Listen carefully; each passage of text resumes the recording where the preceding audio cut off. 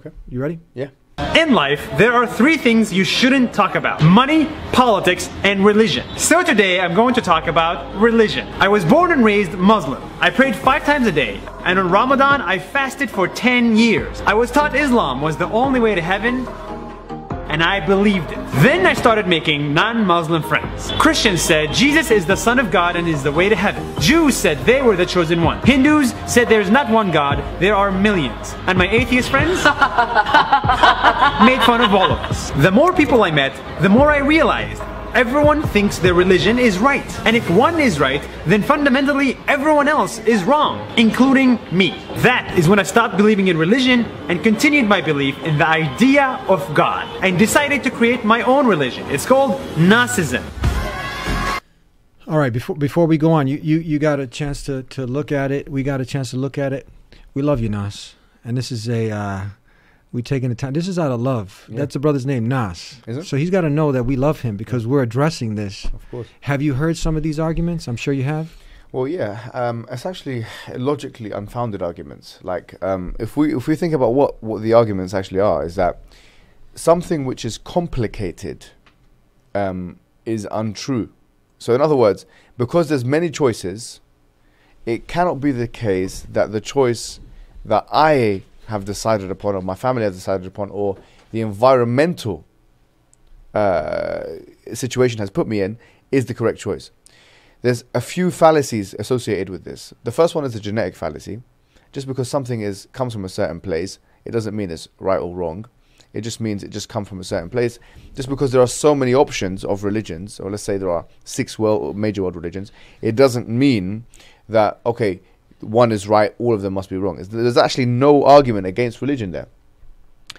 Then what he says about actually making his own religion is actually an ignorance of what is religion anyways, or what is religion trying to establish for the human being. Haven't you compounded the problem of man-made religions already? Yeah, that's a good point. That's a really good point. I'm just going to make my own religion.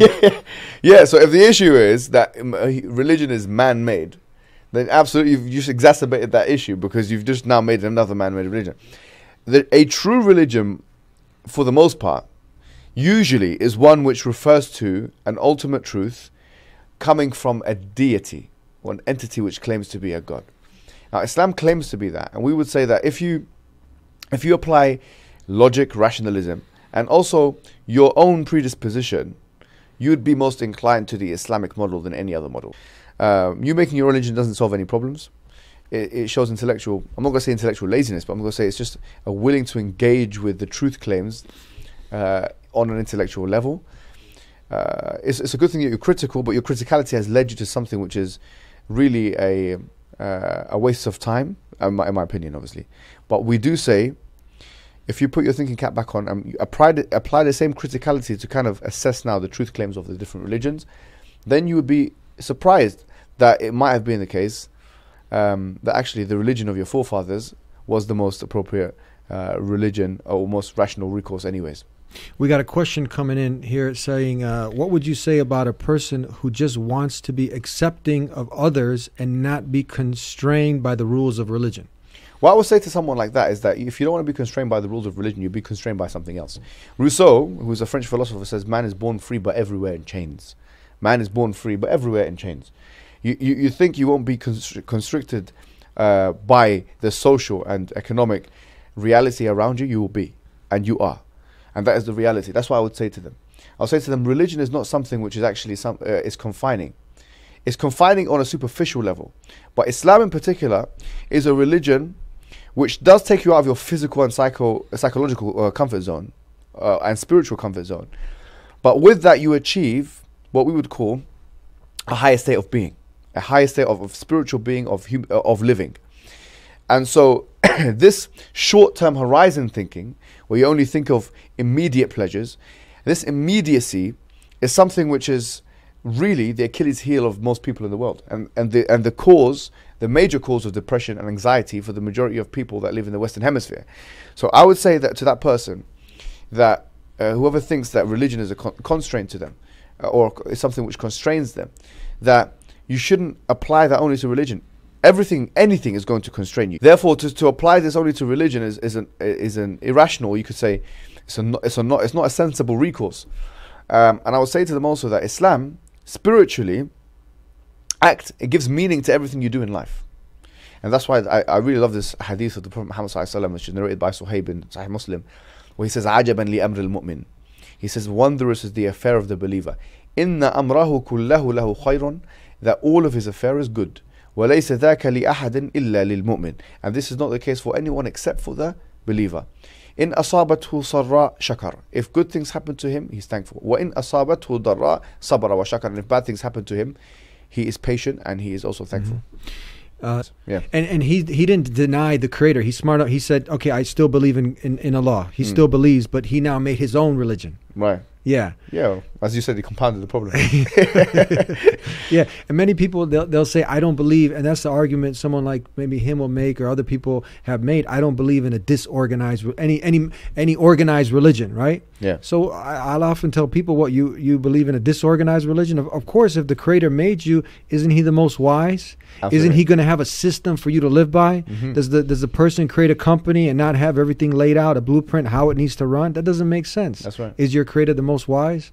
So we do these things, but then we attribute, why the human being attributes foolishness to God. If you really think about what they're saying, it doesn't actually make any sense. It doesn't make any sense, but they think they're the most logical. Yeah, they say we don't believe in organized religion. Let's actually break it down. What does the word organized mean?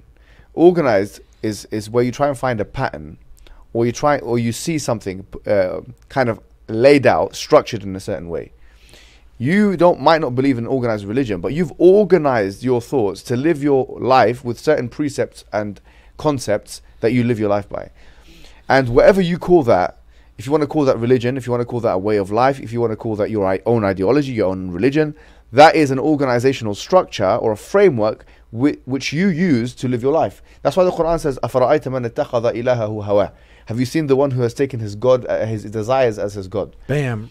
You know, so in other words, you don't want to take Allah as your God. Once again, going back to Rousseau, man is born free but everywhere in chains. You'll take away the chains of, let's say, religion, organized religion, and strap on the chains of your own framework that you've created, which might deify in a conscious or Freudian unconscious way your own desires. Mm-hmm. As Jeremy Bentham was one of the philosophers that said that, and this is really interesting because Bentham came before a man called John Stuart Mill, who refined liberalism. Jeremy Bentham said that, and I can remember reading this for the first time in his book on utilitarianism or something like this. His book is called. He said you have two gods. You have pain and pleasure.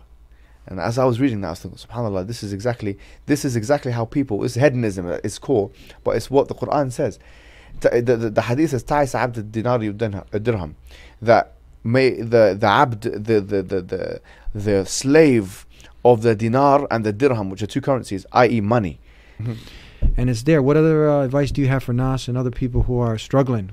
I would say, look, one piece of advice, keep it very simple here. You know, we say 17 times a day, at least, we say, ihdina siratal mustaqim, that guide us to the straight path.